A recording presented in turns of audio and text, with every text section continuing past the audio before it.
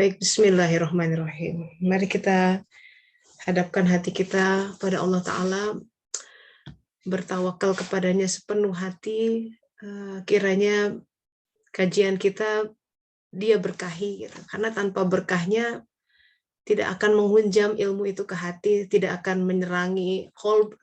Kalau qalb tidak terang, ya kita dalam kegelapan, meraba-raba makna kehidupan, mencoba menyemangati diri tapi kok rasanya lemes gitu ya.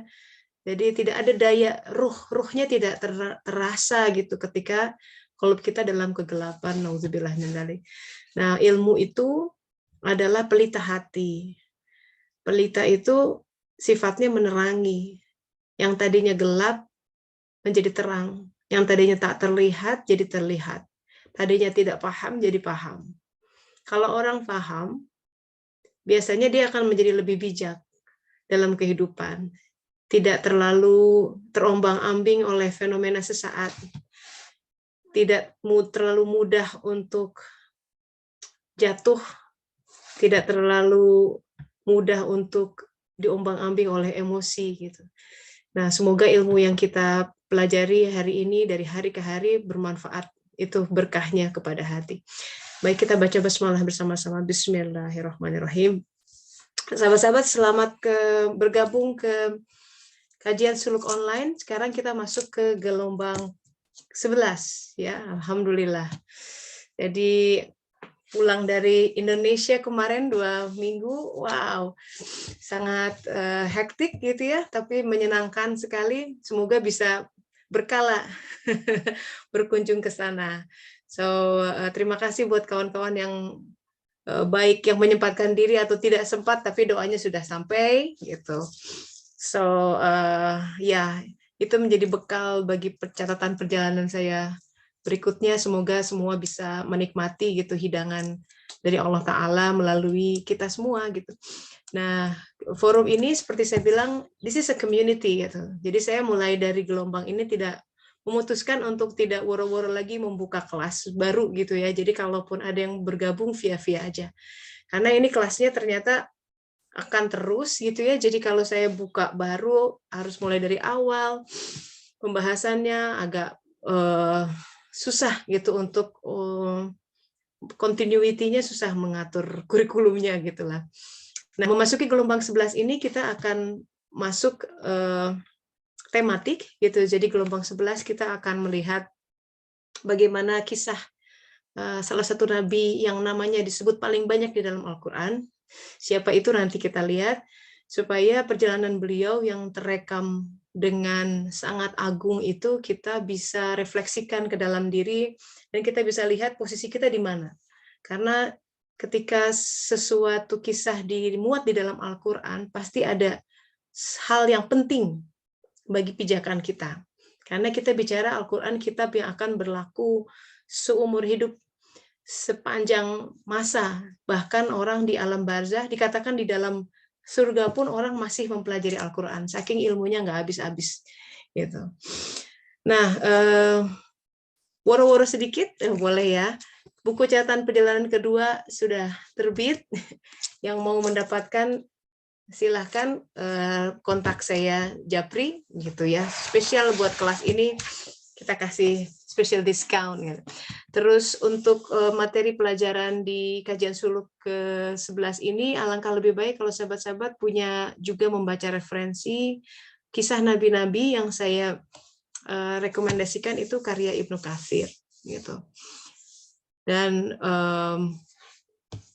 ya banyak kisah nabi-nabi yang harus kita pelajari gitu ya. Di dalam Al-Quran dikatakan di surat Yusuf ya, ayat 3, Auzubillahiminasyaitonirrajim, kami menceritakan kepadamu kisah yang paling baik gitu. Nahnu nuqussu alaika ahsanal qasas. Nahnu naqussu. Jadi kisah yang paling baik dalam Al-Quran ini penuh dengan simbol-simbol.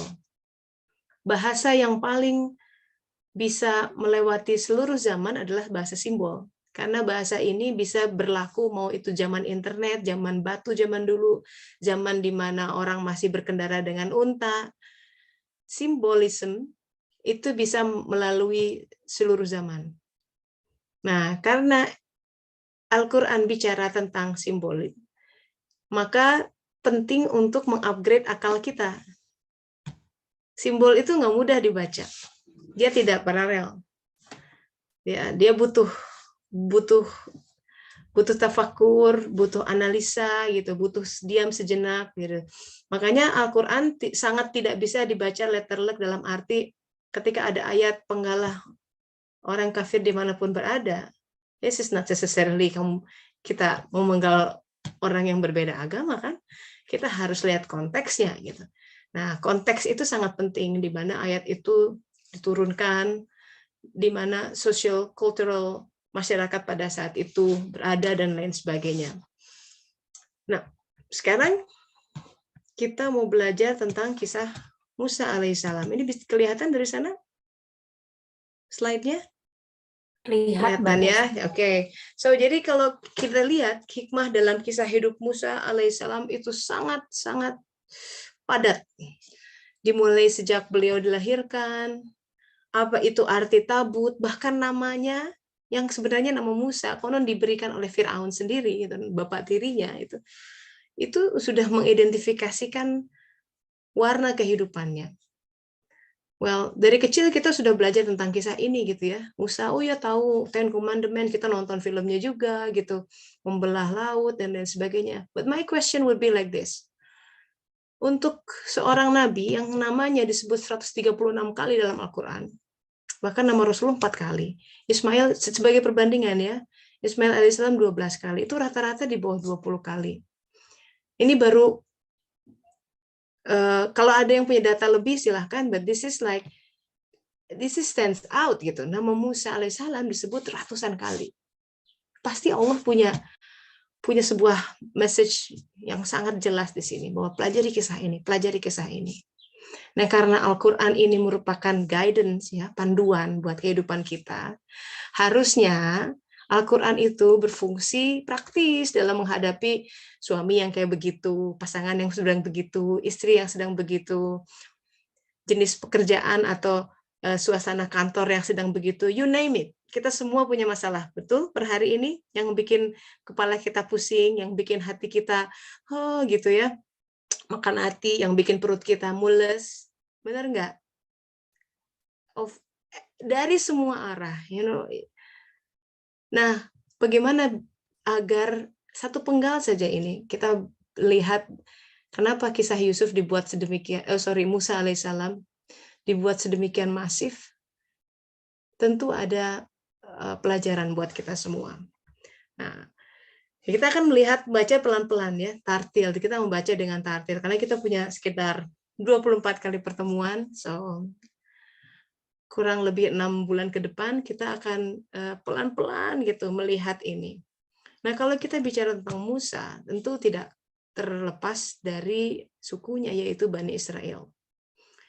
Jadi kalau dari lihat ini keturunan Ibrahim alaihissalam secara garis besar melahirkan dua Bani Ismail dan Bani Israel. Ini dua Bani yang menghasilkan agama-agama besar di dunia. Islam, Nasrani, Yahudi itu dari sana. Bahkan Nasrani itu kan sebenarnya muncul ketika rahib-rahib Yahudi korup pada saat itu dan Nabi Isa diturunkan. Nah, kemudian Bani Israel adalah panggilan bagi kaum keturunan Israel. Dalam Al-Quran itu Yakub disebut dengan nama Israel. Jadi Bani atau keturunannya Yakub alaihissalam. Sementara Yakub itu kan dari turunannya Ishak. Nah, ini kita lihat secara sejarah dulu, karena ini aktor-aktor sejarah yang nabi-nabi yang diturunkan di Bani Israel itu banyak banget. Ratusan nabinya, mungkin ribuan ya, karena Rasulullah berkata ada dalam sebuah hadis ada sekitar 124.000 nabi-nabi gitu ya, di hadis lain 144.000 gitu, dan kebanyakan turun di bangsa ini. Nah, jadi kita harus lihat put into the context. Ini kita bicara tentang Bani Israel, yaitu anak-anak cucu Yakub. Di sisi lain, Israel merupakan istilah berasal dari bahasa Ibrani. Isra artinya hamba, dan Il bermakna Tuhan, Il atau El gitu ya. Jadi Israel adalah hamba Allah, kan dikatakan begitu. Ada juga yang mengatakan Bani Israel, Isra itu berjalan, Il di malam hari katanya. Jadi orang-orang yang berjalan di malam hari. Sebenarnya mirip, ada sebuah kedekatan makna dari hamba Tuhan dan mereka yang berjalan di malam hari.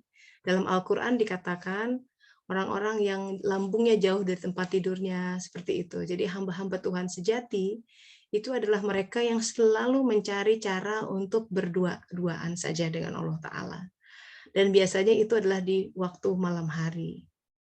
Makanya Allah Ta'ala berfirman, mana yang mengaku mencintaiku? Kok tidur? Gitu, kira-kira begitu. Kalau sepertiga malam terakhir, Allah Ta'ala turun ke langit dunia. Ya, keterangannya banyak di sitat itu, udah famous gitu. Dari situ ditanya, siapa yang meminta aku beri? Ya, siapa yang memohon ampun aku ampuni, seperti itu.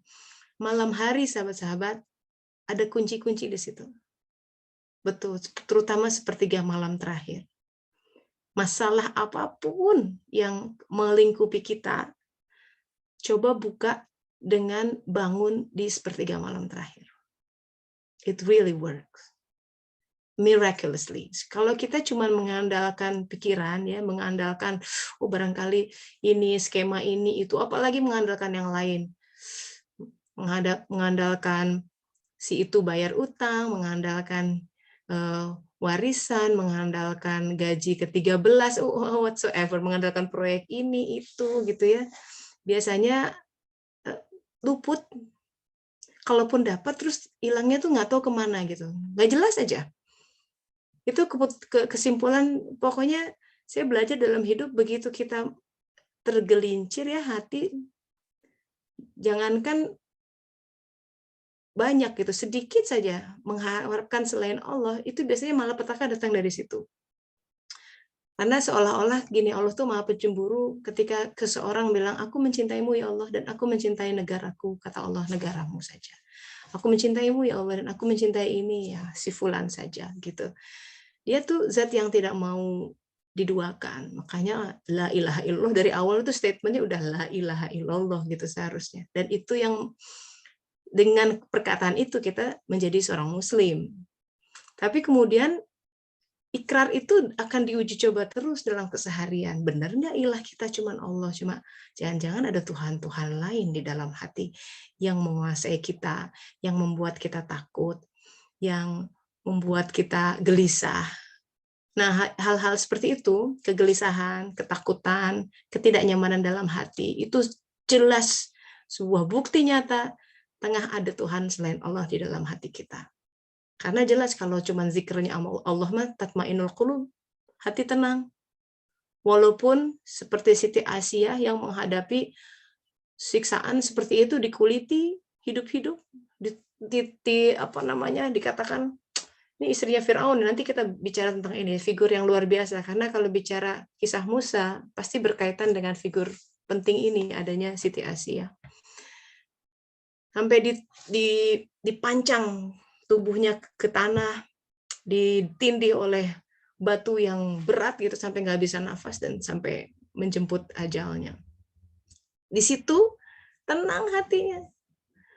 Kita baru kurang sedikit, gaji berkurang, wah bergejolak. Minyak nggak ada, wah bergejolak. Tempe harganya naik, waduh. Gitu. Sebenarnya kan, nah hal-hal seperti itu menjadi cermin buat kita. Bahwa ternyata, wah banyak banget ya ilah-ilah dalam hati kita. Dalam arti yang demikian mendikte kehidupan kita, adanya menjadi buat kita tenang, tidak adanya bikin kita tidak tenang. Itulah ilah. Coba didefinisikan satu persatu tuh, ilah itu siapa. Adanya menjadi tenang, tidak adanya tidak tenang. Ya, nah, itu untuk PR masing-masing. Berarti kan mesti banyak-banyak istighfar, bahwa kita tiap hari berdoa, merasa menjadi seorang muslim, tapi ternyata kan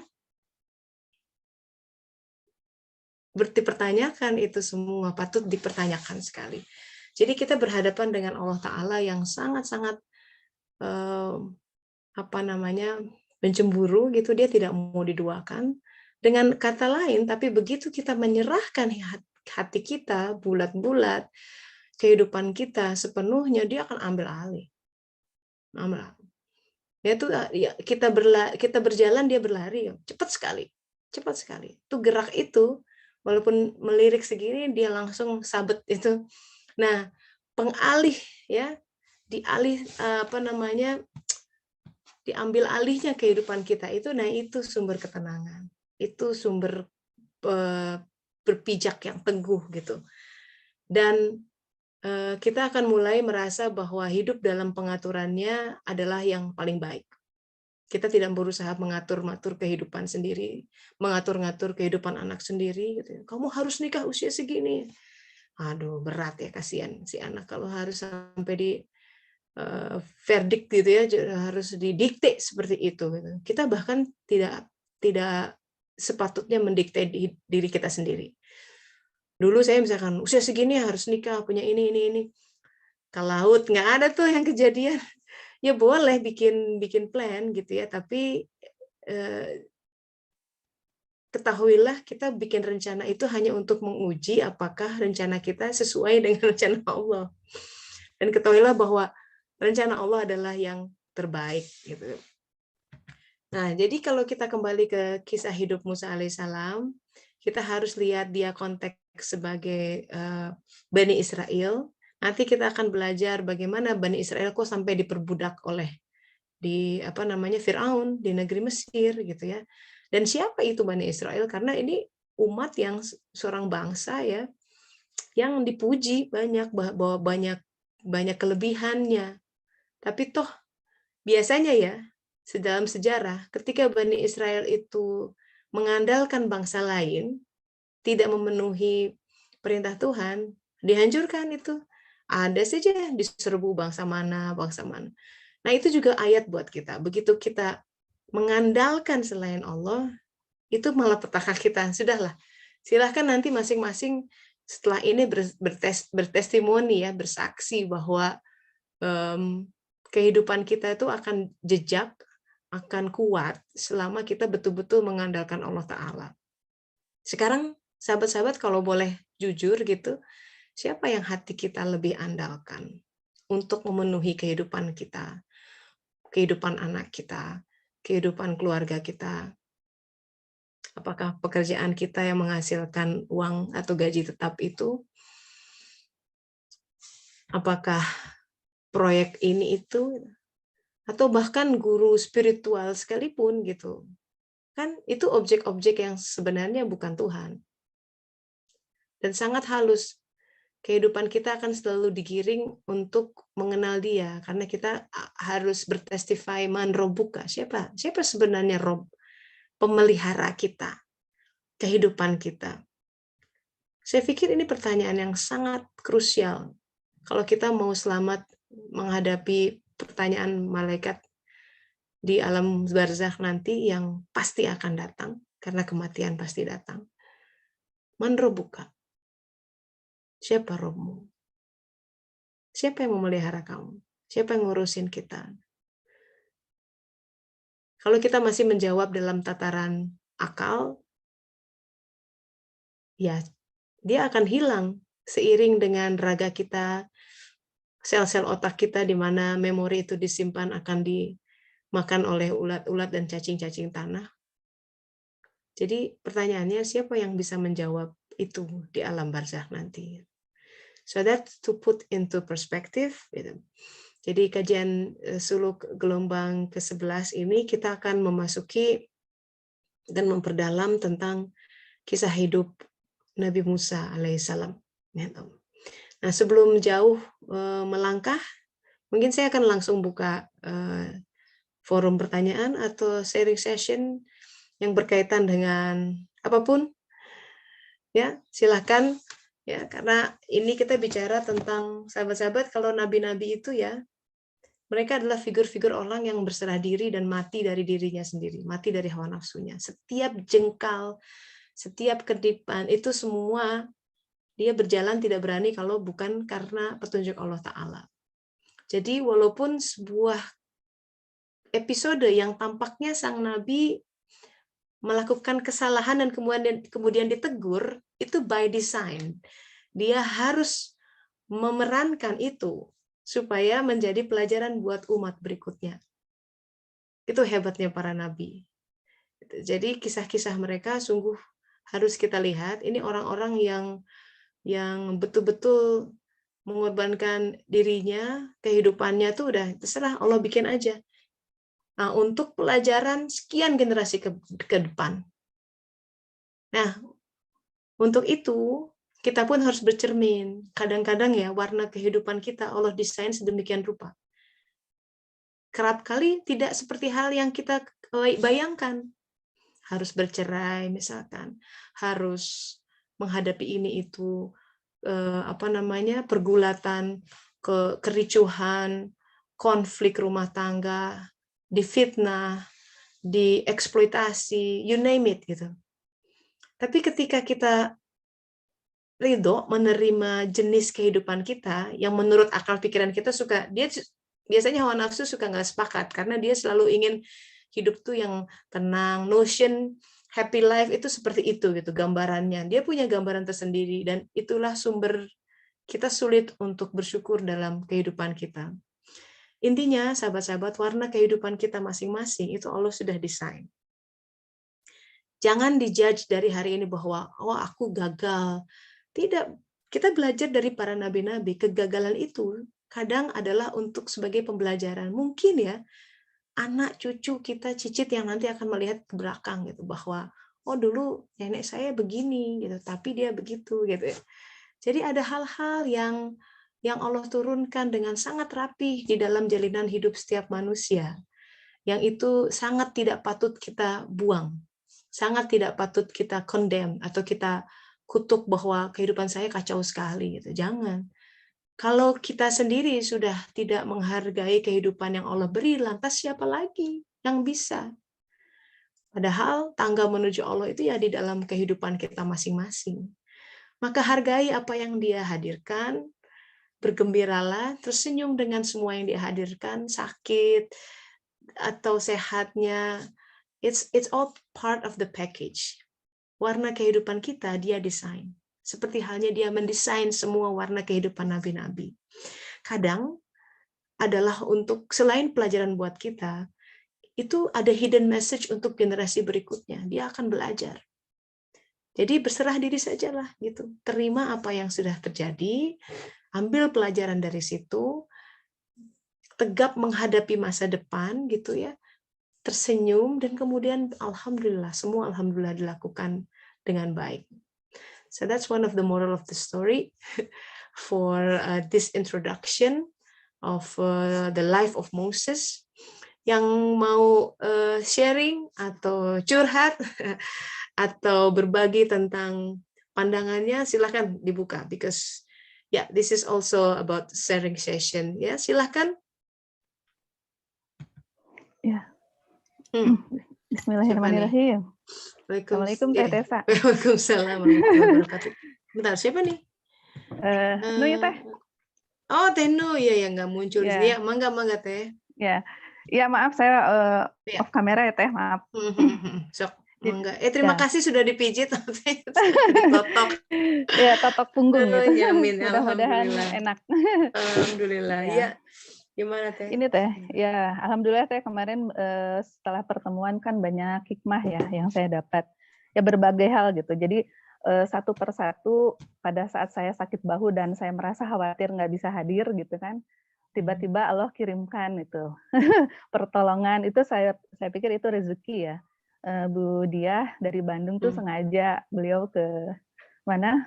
Ke Rempoa jemput ke kakaknya terus jemput saya juga di Jakarta. Masya Allah, akhirnya kita bisa ketemu. Ya, maksudnya saya sangat bersyukur dan mengucapkan jazakumullah khair. Ternyata apa yang saya inginkan, ya saya seolah-olah ini mimpi yang nyata untuk ketemu Teh Tessa yang jauh dari Amsterdam, terus hadir di Indonesia, terus kita bisa ketemu gitu kan, alhamdulillah. Nah terus, dan saya bisa menyampaikan buku yang Teh Tessa endorsement juga ya.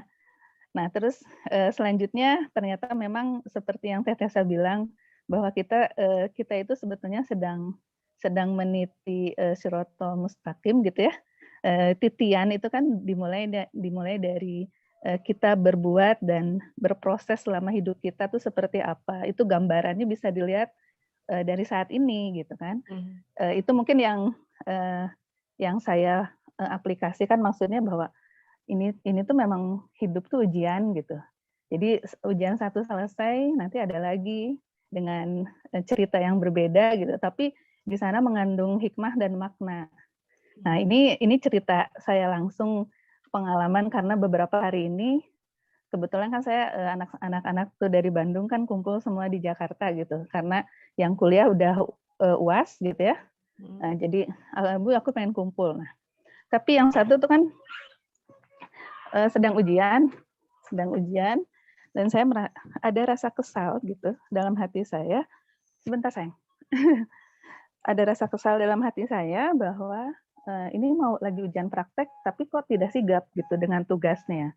Ini yang membuat saya kesal, dan akhirnya saya marah gitu kan. Marah saya diam karena menurut saya ini anak nomor 3 ya Teh, nomor 3 tuh ujian SMA gitu kan, mau kuliah kan tahun ini. Tapi saya ngelihat kok dia kok santai banget gitu. Sementara saya ibunya merasa cemas dengan apa yang saya lihat, bahwa dia kok santai gitu menghadapi ujian praktek. Akhirnya karena kemarahan saya itu diam, jadi kita diam-diaman Teh, saya dengan anak yang nomor 3 itu yang perempuan gitu kan, diam-diaman. Terus saya merasa nggak nyaman, ini saya harus bicaranya seperti apa ya? Itu seharian saya di dada tuh kayaknya bete banget gitu kan. Akhirnya pada saat jadi besoknya pagi hari, saya berusaha untuk akhirnya ada teman yang telepon, ngobrol-ngobrol, akhirnya ketemu ini Teh, surat Yusuf ayat 100. Jadi gini, sebetulnya jika seorang anak itu, jadi gini, apakah anak kita mempunyai suatu trauma tertentu pada saat dia merasa lonely gitu. Karena anak saya dulu pernah sekolah SMP kelas 3 itu langsung ke Bandung dan terpisah dengan saya gitu selama 1 tahun. Setelah itu baru mondok selama 1 tahun juga. Nah, karena pertimbangan sesuatu akhirnya saya ingin merasa dekat dengan anak, jadi saya pindahkan sekolah anak saya dan saya bisa bareng. Nah, ternyata di 2 tahun itu ada rasa kesepian pada diri anak saya. Nah, itu menjadi trauma buat dia. Menjadi trauma. Nah, secara komunikasi kami kurang klop, maksudnya agak kesulitan berkomunikasi secara langsung gitu. Jadi saya terlalu berekspektasi tinggi bahwa anak saya harus mengerti dan memahami kondisi saya gitu. Sementara yang saya lihat apa yang dia lakukan tidak sesuai dengan yang saya harapkan. Nah, ini terlalu besar dari saya sebagai ibu. Nah, kemarin saya disadarkan itu mungkin 2 hari lalu. Kemarin saya disadarkan bahwa oh iya, saya yang harus memahami dia, bukan dia yang harus memahami saya. Jadi saya ingat cerita Nabi Yusuf yang dia dimasukin ke sumur oleh saudara-saudaranya, tapi dia diselamatkan Allah, dan dia pada saat diselamatkan itu Nabi Yusuf memaafkan dan mencintai saudara-saudaranya gitu loh Teh. Jadi maksudnya yang saya ambil kesimpulan, kita boleh punya standar yang tinggi untuk siapapun gitu ya, untuk anak kita, untuk klien kita atau siapa, tapi kita berusaha untuk menurunkan dulu standar itu dan tidak berusaha untuk menghilangkan, tapi berusaha untuk memahami kondisi, jadi lebih memahami kondisi orang lain dengan kesadaran merubah diri sendiri dulu gitu Teh. Ya mungkin begitulah. Jadi gambarannya, oh iya ya, Nabi Yusuf aja yang udah diperlakukan tidak baik oleh saudaranya, tapi masih berbuat baik dan mencintai saudaranya. Nah, ini apalagi Iya. anak sendiri gitu, Teh. Nah, ya Nah, ini, itu. ya itu terbukanya gitu, terbukanya Masya Allah, Mhm. ternyata kesalahan itu bukan dari orang lain, ternyata dari kita sendiri, bahwa Mhm. saya Terus terlalu setelah ini ya. ada kesadaran itu gimana bisa Nah, komunikasi dengan anak? eee, komunikasi mulai mulai mencair, Teh. Kemarin karena Mmm, misalnya gini ya, saya nanyain, dia kan suka siomay mmm, gitu kan, mmm. kebetulan, Oh, ya diplomasi somai. iya siomay, "Teteh mau Mmm, siomay?" Gitu. aku Sebelumnya dia juga udah suka bilang, "Ibu, somai. Mhm. ya Ibu aku pengen siomay yang kemarin lagi," gitu kan. Nah terus Nah, udah itu cair tuh kalau udah ngomong gitu. nah gitu, pas Heeh. kemarin ditawarin, "Teteh pesen," maksudnya, mau disiapin siomaynya aja atau mau pakai bakso atau gimana gitu kan. Tapi Mhm. dia masih diem, kayaknya gengsi gitu ya. Ya udah, saya Mmm, nggak marah di situ karena ya udah, ini anak saya harus mencurahkan sayang saya sebagai seorang ibu untuk anaknya. yes, Jadi ada usaha untuk merangkul gitu. Saya harus merangkul betul. dia dan saya harus memahami gitu. Kalau saya marah, mungkin dia tambah down, tambah merasa nggak nyaman, tambah merasa Iya, bersalah juga, tapi tidak iya. bisa mengungkapkan gitu. Nah, setelah akhirnya pada saat kondisi sayanya berubah, rasanya gitu ya maksudnya, rasa sayanya berubah, oh iya, saya marah mungkin ya sesaat lah boleh, tapi jangan terus-terusan. Saya harus Mhm, berusaha untuk introspeksi sebetulnya yang sedang diuji itu siapa sih gitu kan. mhm, Ternyata ya balik ke diri ya, akhirnya ngelihat ke dalam diri bahwa, ya iyalah saya ibunya gitu yang memang harus berubah dulu. Jangan mmm, dulu pengen ngerubah orang lain, ya anak sendiri kan mhm, kadang-kadang kita pengennya orang tua tuh, "Kamu harus gini, kamu harus gini." Kata anak, "Loh mhm, saya juga punya keinginan," gitu. Nah kayak gitu. iya, Jadi alhamdulillahnya ya sudah mulai mencair, ada komunikasi dan mhm, sikap yang ditunjukkannya itu dia melakukan tugasnya. Kan kalau ujian praktek, sekarang masih via Zoom, terus dia membeli alat batik gitu kan, mmm, alat batik, tugas-tugasnya seperti itu. Jadi, mmm, saya lihat, oh dia beli sendiri gitu kan, alat iya, perlengkapannya sudah ada, terus dia kemarin iya. Zoom, dia, jadi kan, storytelling gitu ya kemarin itu via Zoom. Jadi pas saya lihat di kamar, oh iya dia sedang melakukan tugasnya itu. Jadi tanpa disuruh lagi Teh, itu mah Iya, bener-bener langsung aja. Nah gitu Teh. iya, Jadi dan kadang ceritanya anak-anak punya punya ritmenya sendiri ya, kita kan yang pengen, gitu. iya iya, Alhamdulillah. Ya, terima iya itu. kasih Teh Iya Nui, gitu Teh, ya makasih Teh. sharing-nya. Iya. Nah, itu kan, jadi kita tuh sudah 5 tahun lebih ya, advocating kajian suluk online. Suluk itu berjalan ke dalam diri, sahabat-sahabat. Jadi kita jadikan apapun kondisi di luar kita sebagai cermin. Alih-alih kita menyalahkan ini, itu, nggak ada gunanya, malah ada capek. Gara-gara dia nih begitu, terus begitu. Kamu harus begini, kamu terus fokusnya keluar, itu capek. Satu capek, yang kedua kita tidak akan pernah belajar. Because ketika kita melakukan itu, kita seolah-olah playing God gitu. Kamu harus begini, kamu harus begitu. Tapi kan kita jarang untuk melihat, sebentar, kenapa dia begitu ya? Bahwa agent of change itu bukan kita. Allah Ta'ala agent of change. Kita kan suka pede-pedean gitu ya. Kalau aku nggak begini, dia nggak begitu. Terus juga tiba-tiba pasangan sholat, itu gara-gara aku dong gitu ya. Take it, itu apa namanya, mengambil poin yang tidak tidak patut kita ambil gitu. So this is the way gitu. Ketika kita berserah diri, kita tuh sebenarnya harus berjuang untuk mengosongkan diri supaya kuasanya turun, berkahnya turun, ilmunya turun, cahayanya turun. Begitu itu turun, udah otomatis sekitar tersinari, otomatis. Nah, kita tuh suka menyinar-nyinari diri dalam arti suka apa ya, megalomania gitu, merasa kita tuh yang bisa mengubah semuanya. I can do this, I can do that. Capek sampai akhirnya di ujung tahu-tahu sakit, tahu-tahu rambut sudah memutih, and you look back at knowing and realizing kita selama ini berkutat dalam rat race of life gitu. Kita merasa udah lari ratusan kilometer padahal di situ terus, kayak di treadmill gitu, nggak jalan kemana-mana. Buktinya apa? Dia tidak paham siapa dirinya. Buktinya apa? Dia tidak paham Robnya siapa. Tuhan menjadi hal yang disebut hanya di saat umroh, Ramadan gitu ya, sepetak sejadah gitu. Tapi apakah dia hadir di kantor? Dia hadir dalam bisnis kita, dia hadir ketika ada konflik dengan anak seperti itu, jarang rasanya. Jarang kalau boleh jujur. Yang ada kita gitu. My wish, my idea, makanya itu aku itu ego itu yang paling besar. Kata Nabi Isa yang hijab paling besar antara seorang hamba dengan Allah bukan hal-hal dunia, dirinya sendiri. Maka di kisah Syuaib itu memang harus sampai unta masuk ke lubang jarum dalam Al-Quran begitu. Ego tuh harus kecil seperti itu tuh. Sekecil itu. Unta masuk lubang jarum gimana tuh? Itu kan kalimat di Al-Quran. Unta masuk lubang jarum, apa sih? Itu simbol lagi gitu. Segede gitu harus kecil. Nah Allah tempa dengan kehidupan. Dia bikin gagal ini, gagal itu, sakit itu, kehilangan ini, kehilangan itu. Belajar dong gitu maunya tuh gitu. Allah tuh ya sahabat-sahabat, zat yang tidak mau menyakiti hambanya. Zat yang tidak mau bikin kita repot.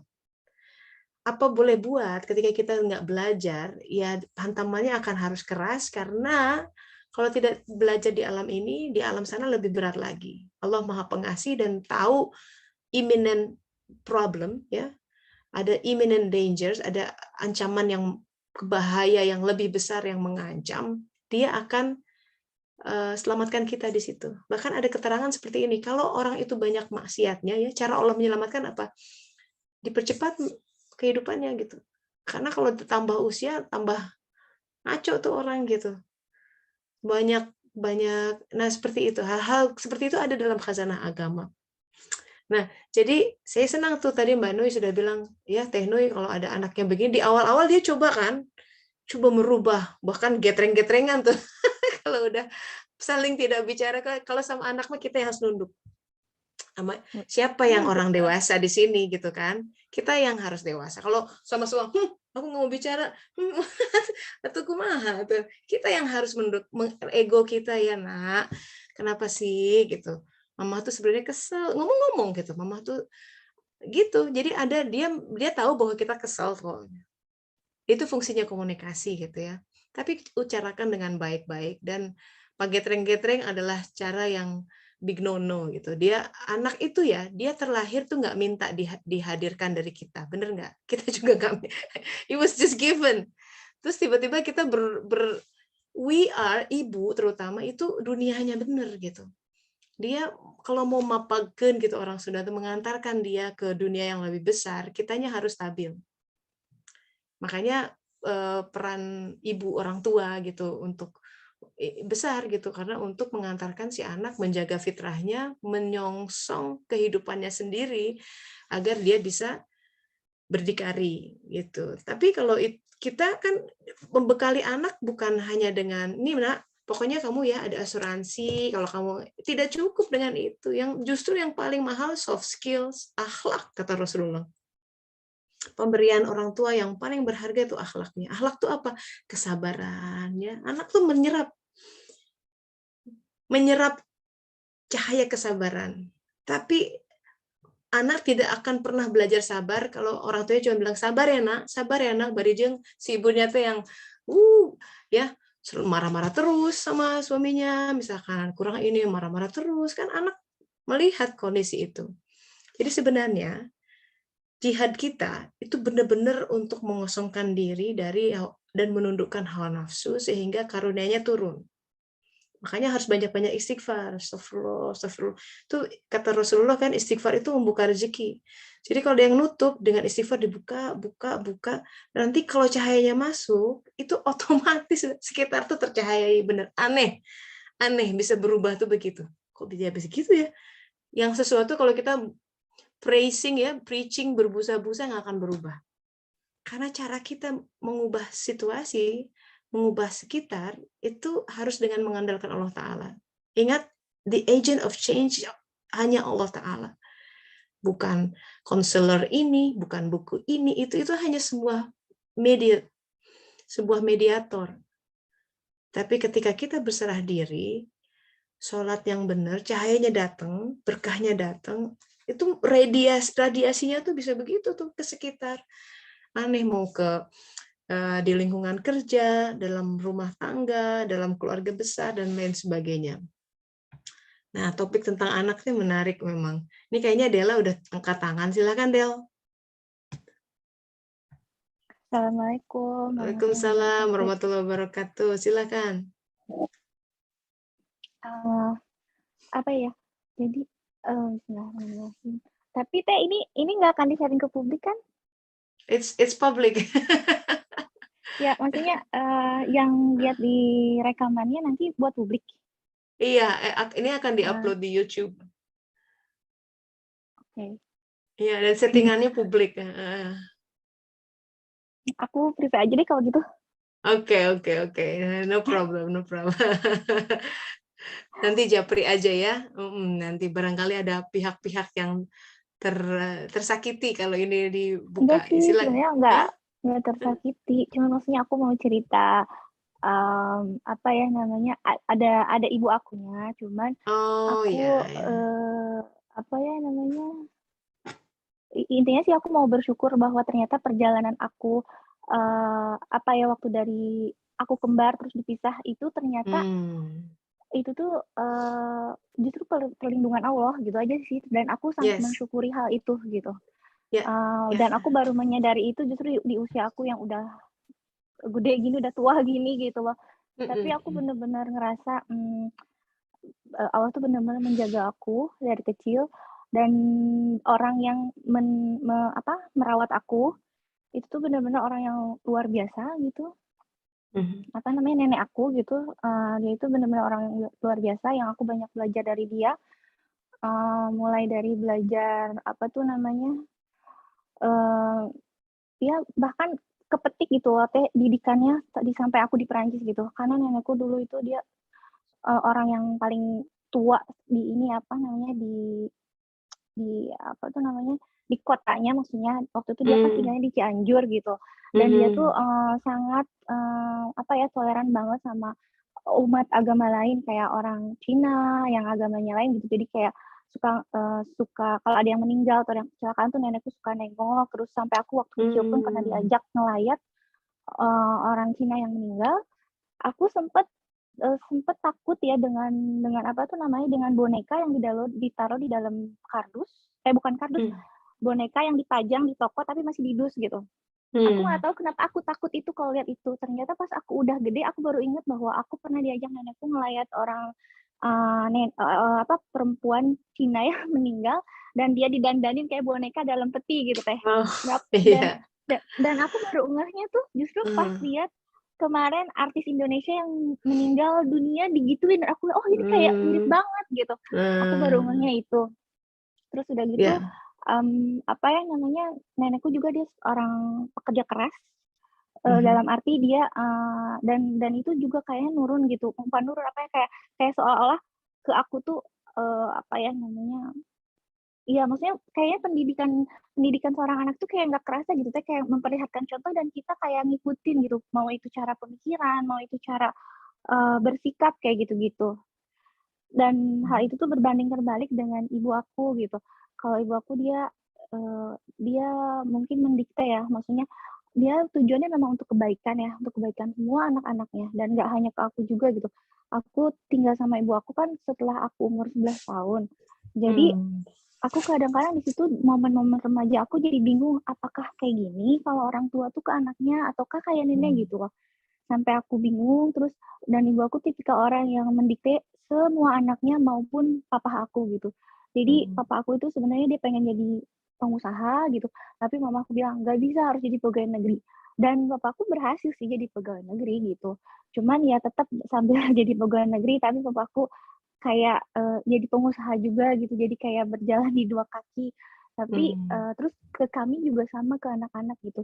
Jadi kita sampai diatur ya, maksudnya bergaul dengan siapa kita diatur, jurusan kuliah pun kita ditentuin gitu ya. Kecuali aku waktu itu karena mungkin aku udah waktu kecilnya tinggal sama apa namanya, sama nenek, jadi aku memilih sendiri jurusan yang akhirnya itu konflik dengan ibu aku. Jadi kayak aku seolah-olah udah deh terserah lo mau ngapain gitu kan ya. Cuman ya setelah sekarang udah adult, terus udah aku memahami semua itu, apa ya namanya, tapi aku malah bersyukur gitu bahwa hal itu tuh justru menguatkan aku yang sekarang nggak akan ada kalau aku nggak ngelewatin perjalanan itu. Kemudian juga, apa ya namanya, waktu kemarin baru-baru ini, kan aku sama Mama suka teleponan, terus Mama bilang, Kayaknya Mama tuh udah tua ya, kalau Mama udah tua tuh tinggal sama siapa ya, bla bla." Kayak kayak apa ya namanya, kayak ngetes dan aku memang sayang ibu aku ya Teh, mau gimana pun juga aku menyayangi dia dan aku bilang, kalau rumah aku selalu terbuka untuk Mama kalau Mama mau tinggal di rumah aku. Terus Mama kan nanya, "Kan aku di Perancis terus gimana?" Itu mah ya gampang kalau seandainya, kata Allah Mama tinggal di aku pasti semua jalan dibukain, mau itu untuk urusan izin tinggal atau apapun, kata aku gitu.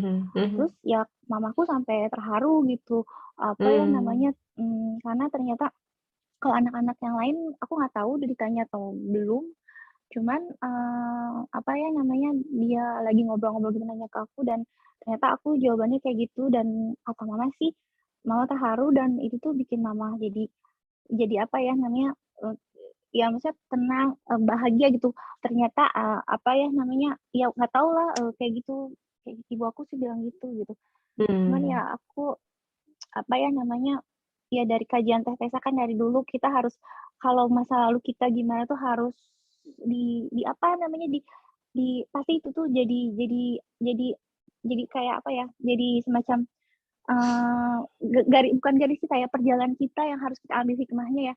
Dan ternyata aku benar-benar merasa bahwa, betul apa kata Teh Tessa dan aku benar-benar bersyukur dengan semua perjalanan aku, dari aku mungkin dilahirkan, orang tuanya siapa, terus yang merawat aku siapa, sampai sekarang terus ketemu dengan mertua yang, seperti apa. Karena aku baru menyadari bahwa, oh orang tua tuh harus bersikap seperti itu, belajar dari ibunya suami aku, walaupun udah almarhum, tapi dia itu seperti nenek aku ke aku gitu loh Teh. Perhatiannya, terus membimbing, tapi tanpa harus kamu harus gini, enggak gitu loh. Sedangkan ibuku kan kalau ibuku membimbing banyak juga ngasih nasihat, tapi kayak kalau kata ibuku harus A, aku harus jadi A gitu loh Teh. Kalau ibunya suami aku enggak kayak nenek aku gitu. Jadi dia ngasih apa ya namanya, ngasih nasihat tapi enggak ya ujungnya terserah anaknya gitu. Kayak ya udah deh anaknya kan bukan maksudnya anaknya ya gerak sendiri gitu. Dan nenek aku juga dulu banyak banget cerita-cerita tentang kisah-kisah hikmah, kemudian cerita-cerita Nabi, dan itu tuh masih melekat di memori aku, dan aku turunin ke anakku gitu cerita-cerita gitu, kayak gitu. Dan sayangnya sih, tapi aku sama mama nggak ada momen-momen yang seperti itu ya gitu. Momen aku sama mama sih kalau dipikir-pikir, mungkin karena masa aku ABG ya, waktu pas aku tinggal sama mama, jadi banyaknya memorinya sih memori kayak gimana ya, kayak anak ABG yang ngeberontak gitu loh. Tapi aku masih bersyukur bahwa Allah masih ngasih rasa sayang dan cinta aku ke ibu aku di hati aku gitu sampai sekarang gitu. Dan aku bersyukur banget gitu. Itu aja sih kayaknya. Oke. Thank you Dedela untuk sharingnya. Jadi memang ya dalam hidup Dedela kan tidak memilih ya bagaimana kok saya dibesarkan oleh bukan ibu saya misalkan. Nah, tapi kalau lihat itu fragmen-fragmen episode-episode dalam kehidupan yang harus kita lihat bahwa one thing leads to another. Bahwa memang untuk mempersiapkan, waktu itu kan nggak kebayang bahwa harus hidup di Perancis gitu.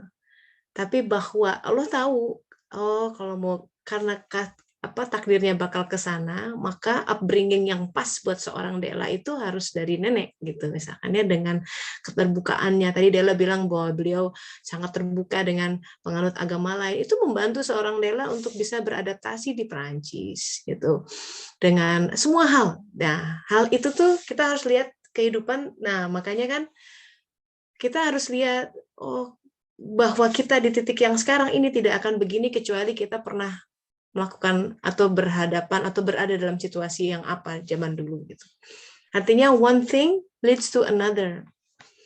Kisah Musa di sini misalkan tidak akan ada kisah masalah laut terbelah kecuali sang ibu menghanyutkan sang bayi di dalam sungai itu, yang itu seolah-olah seperti suicidal act, dalam arti mau gitu kita kan ibu ya, bayi yang masih 3 bulan dikatakan di situ kan ada kemungkinan tenggelam atau dimakan buaya misalkan atau apa, kan itu tegang itu. Nanti kita akan lihat ya minggu depan insya Allah episode ini ketika Yochebed Ibunda Sang Musa, seorang perempuan yang luar biasa. Dalam Al-Quran dikatakan dia menerima wahyu. Ini berdasarkan wahyu Allah Ta'ala tuh. Hanyutkan bayinya di situ. Nah, itu ada pelajaran yang dalam buat kita semua.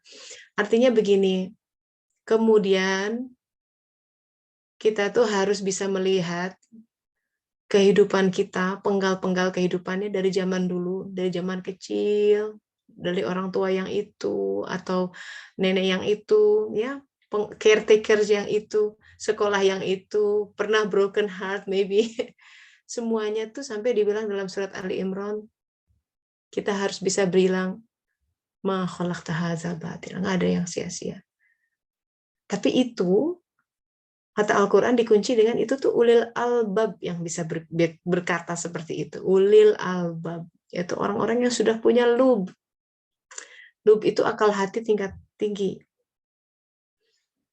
Kemampuan kita untuk membaca sesuatu dan melihat bahwa ini benar atau ini salah, itu akal hati tuh. Sesuatu yang tidak bisa dijangkau dengan gelar profesor atau apa doktor ya dan lain sebagainya. Nah, itu makanya cara Allah mengupgrade fungsi akal kita lewat ujian kehidupan. Sama seperti anak SD, SMP, SMA. Nah, ujian kehidupan itu menunjukkan akalnya udah sampai mana tuh. Karena seorang guru ya, kita kan tahu dari ujian tuh, oh ini ujiannya, tesnya udah, kan kalau anak saya yang udah si Elia tuh, dia udah sekian dibagi sekian, udah complicated gitu soal matematikanya. Si Rumi masih 20 ditambah 38 gitu. Dari soal ujian yang turun kita tahu kemampuan akal anak ada di mana gitu. Nah, sama ujian kita, makin kita dewasa, makin akalnya tinggi, dibikin kompleksitas permasalahan tidak seperti dulu. Makanya sangat tidak bisa untuk membandingkan, dulu mah gini, dulu ya iya dulu. Masa anak kuliahan bilang dulu enak ya waktu SD kita cuma begini PR-nya, ya iya masa mau sama terus, jadinya nggak belajar gitu kan. Ya bedalah kalau orang sebagai masih single, udah jadi ibu, udah jadi punya anak ini itu, tentu kompleksitasnya akan berbeda. Nah, terima itu semua, kuncinya sih nerima ya. Karena sebelum bersyukur tuh harus nerima dulu. Kalau belum nerima, syukurnya cuma di mulut. Terima tuh kita akan bisa merasakan, saya terima. Itu menjalaninya dengan sukacita tuh. Seneng gitu ya. Penerimaan, efek dari menerima itu ada energi yang luar biasa yang turun. Gitu, sehingga kita tuh asik aja gitu mengerjakannya. Orang mungkin lihat, kasihan ya, gajinya kecil atau pendapatannya kecil misalnya ya, orang kan cuma lihat sekilas itu, tapi bagaimana kita menjalani itu dengan sebuah keberlimpahan di dalam hati, ilmunya mengalir. Nah, hal itu yang orang nggak lihat. Jadi artinya kita tuh mesti jujur sama diri sendiri ya, untuk memilih pekerjaan, memilih proyek, memilih aktivitas. Jangan sampai kita menggadaikan jiwa kita, ambil proyek itu soalnya gede gitu. Walaupun kita tahu dalam hati sebenarnya nggak cocok-cocok banget sih pekerjaannya atau proyeknya. Tapi karena gengsi, karena duitnya gede semata-mata gitu, kita seperti menggadaikan diri kita. Nauzubillah min dzalik. Kalau itu diambil, itu malah petaka. Kita tidak akan happy, satu. Kalau kita tidak happy, ilmunya nggak banyak yang keluar, yang ada badan capek. 1-2 tahun, terus uang yang ada terus hilang, nggak habis, biasanya nggak karuan gitu ya. Kalaupun ada, kita dengar cerita waktu itu peninggalan katanya kan untuk anak gitu ya, ternyata harta itu menjadi sumber malapetaka buat anak-anaknya gitu. Nauzubillah min dzalik. Nah, hal-hal seperti itu kita tidak tahu. Ya, jadi sahabat-sahabat, there's a reason kenapa Allah tuh butuh demand gitu ya, kita tuh ayolah berserah diri aja gitu, trust me kata Allah Ta'ala. You have to take the leap of faith gitu. Namanya lonjakan itu dalam surat Al-Baqarah dikatakan alladzina yu'minuna bil ghaib. Jadi kita harus belajar kalau mau beriman sama yang gaib itu dalam arti menerima hal yang belum jelas gitu ya. Tapi hati akan bicara, sahabat-sahabat. So stay true to yourself ya. Kalau hati sudah berkata this is too much for me, you have to stand up for yourself. Jangan selalu kehidupan kita didikte oleh orang lain. Karena dunia itu akan selalu menarik kita ke kiri, kanan, depan, belakang gitu. Yang susah itu kan kita bersyukur di hari ini. Kadang kita harus berdiri dan bilang tidak. This is what I want, dan berani pegang itu dengan bismillah ya. Dengan bismillah supaya kita tidak terseret-seret oleh arus kehidupan dan kemudian at the end of the day kita capek sendiri dan habis gitu, jiwa kita merana gitu ya, tenaga melemah dan lain sebagainya. So ya belajar dari kisah hidup Musa ini saya tempelkan sebuah perjalanan collage dari masa ke masa. Kita semua tengah menulis biografi kehidupan kita masing-masing. Itu tadi yang digambarkan dalam Shirathul Mustaqim yang akan dititi nanti, sebenarnya itu adalah gambaran dari Shirathul Mustaqim yang sedang kita titi sekarang, yang kita bangun. Ketika kita berserah diri kepada pengaturannya, tawakal, sabar, syukur, ridho, ya udah itu saja yang poin-poin dalam kehidupan yang harus terus minta sama Allah Ta'ala. Diminta ya, minta sama Allah Ta'ala, ya Allah berikan hati yang sabar, ya Allah berikan hati yang ridho dengan ketetapan-Mu, minta. Sekali lagi, jangan merasa aku bisa menyabar-nyabarkan diri, nggak akan pernah bisa, karena sabar dan kualitas-kualitas baik itu semuanya datang dari Allah Ta'ala. And so meanwhile, beresin sholatnya, zikirnya banyakin, and then just work with the flow. Ya, biarkan kehidupan dengan semua hal yang Allah sudah siapkan yang terbaik untuk kita menyongsong. Dan semoga sahabat-sahabat kita semua bisa meraih karunia yang terbaik yang sudah Allah siapkan untuk kita semua dari hari ke hari, dari saat ke saat, dari detik ke detik. Kuncinya adalah itu zikir terus. Ya. Zikir yang banyak, zikron katsiro. Setiap saat lihat Allah, Allah yang mana ya Allah, yang mana ya Allah gitu ya. Panggil dia. Salimni gitu, kata dalam hadis kalimat penghuni ini yang lewat Shirathul Mustaqim itu doanya gitu, salimni, salimni. Selamatkan hamba ya Allah, selamatkan hamba. Itu mentalitas seorang mukmin.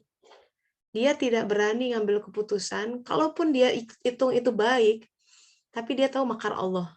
Makar Allah itu mengerikan. Sesuatu yang bisa dianggap baik atau apa ternyata salah kita. Salah total. Nah itu, begitu hati kita terlalu melonjak dan pede, hati-hati ya. Pede itu jangan percaya diri sendiri. Harusnya pede itu percaya dia. Ta'ala. Kalau ke diri sendiri, jaminan kacau, gitu, jaminan hancur. Jadi belajar hidup percaya sama dia saja. Ya, yang lain boleh diragukan atau boleh skeptis atau boleh ngangguk-ngangguk saja, tapi dengan janji Allah, nah itu pegang itu dan kita berjalan setahap demi setahap sampai kemudian kita semoga sampai ya di alam nanti, sampai kepada kebahagiaan sejati di sini. So be happy and enjoy your life, apapun yang ada di dalam kehidupan masing-masing. Don't be despair gitu ya. Semua dalam kendali Allah Ta'ala. Jangan takut. Ya, insya Allah. So that's pendahuluan untuk kajian suluk kita gelombang ini. Insya Allah minggu depan kita lanjut dengan kisah-kisah Musa dari awal. Thank you everyone for joining. Terima kasih Teteh hatur nuhun. Terima kasih Teteh. Terima kasih. Salam sama-sama. Stay healthy ya. Teteh Assalamualaikum warahmatullahi wabarakatuh. Waalaikumsalam. Assalamualaikum. Sehat-sehat, Teh. Ya, sama-sama.